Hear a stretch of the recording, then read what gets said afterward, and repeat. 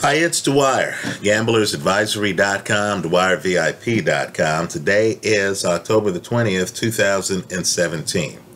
Remember, the opinion you should follow should be your own, especially on this fight.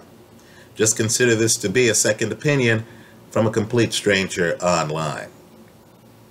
I'm a big believer that some bets make themselves. Right? When you know a guy is high quality, when you know that he is an excellent fighter, if the casino's going to offer you 8-1 and higher odds on Krzysztof Wlodarczyk, I think you have to take them. Right? The bet I'm recommending here is Wlodarczyk to win. You're getting huge odds, folks. Huge odds. Hedged with the under. After all, Gassiev did drop Denis Lebedev early in that fight in the 5th round.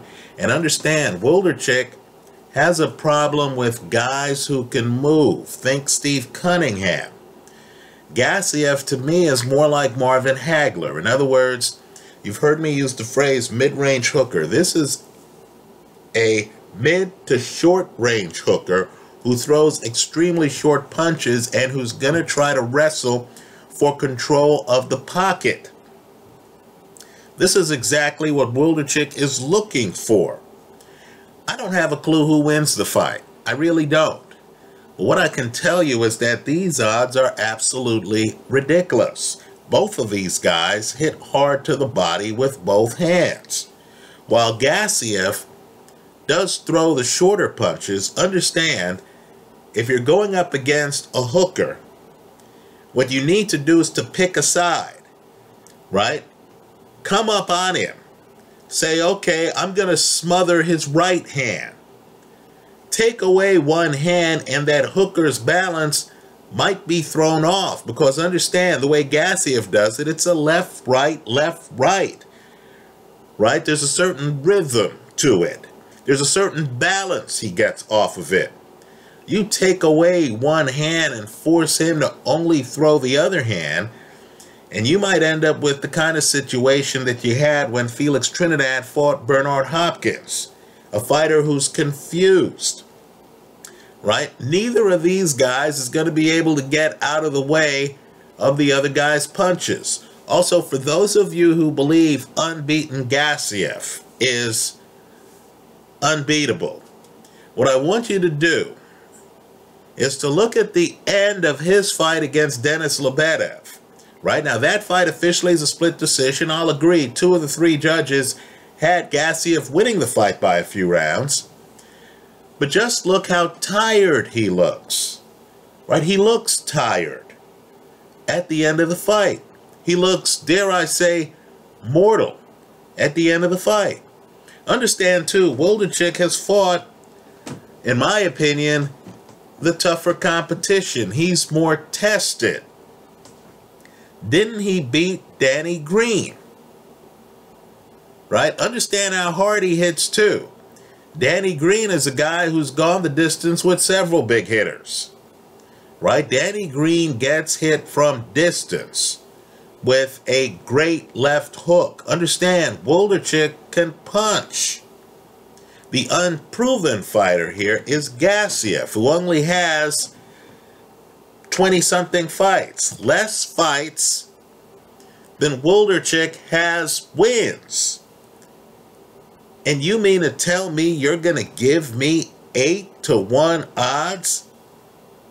This is a case of the new guy getting a bit too much respect. Right? At these odds, I don't even have to get into the logistics on the fight. I know it's a tough fight. I know either guy could win, even if I thought Gassiev has a, let's say, 60% chance of winning. I'm getting compensated for the risk when you're giving me a plus 800.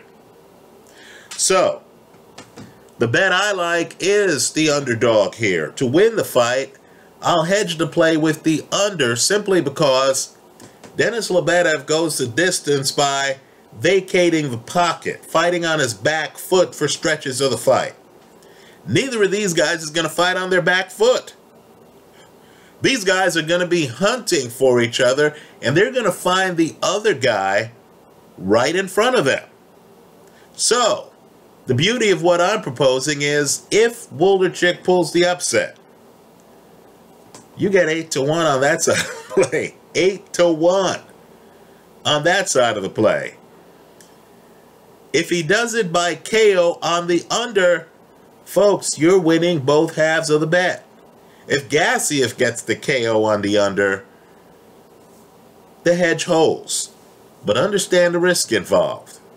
If Gassiev wins a decision like he did against Lebedev, you lose it all. If Gassiev wins this fight by late KO, and understand, Wlodarczyk has a chin on him, you lose it all. Right? High risk fight. I like the underdog at 8-1 and higher. You're getting higher right now in British casinos, folks. I'll be your Huckleberry. I'll be the casino's Huckleberry. I'll take the underdog here. I'll make the market. I'll take the underdog. I'm going to hedge the play with the under. Right? Let's also remember Marvin Hagler. Right? Because this is the style. Gassiev comes in a little bit too upright, in my opinion. Right? Really needs to be coming forward, kind of like Hagler. Right? If he's deep in the pocket, he's throwing kill shots, short hooks, just like Marvin Hagler. Right? What I want you to remember is Hagler fights Juan Rodin, a fight that seems to have been forgotten in history. Gets dropped. Look up that fight. Now, I know the Hagler people will say, hey, he got up quickly off the canvas. Right? That's Marvin Hagler. We haven't seen Gassiev in that situation. When you're an offensive guy throwing these short hooks who needs to be up on an opponent, you're open for the kind of straight punch that Rodin lands that Wlodarczyk can land. Right? Let's also remember Hagler too. Thomas the Hitman Hearns refuses to back up on Marvin Hagler. I think most of us watching the first round of that fight understood that fight was not going to make it to the later rounds. If Wlodarczyk doesn't back up, and if this fight becomes a shootout, I think the under holds. That's how I see it. Let me hear from you. I'll concede. Wlodarczyk has a proven chin. Gassiev might have a chin as well. Denis Lebedev is no wallflower, right? Gassiev hasn't been stopped. He's an unbeaten fighter, right? I'll concede that these guys might be able to take big shots. But the styles are combustible here. Something has got to give. I'm expecting a stoppage. I like the underdog. Casino wants to multiply the odds. Go ahead, I'll take it. I'll take the underdog at plus 800, 8-1 odds. Bet $1, get back $8 plus the dollar you bet.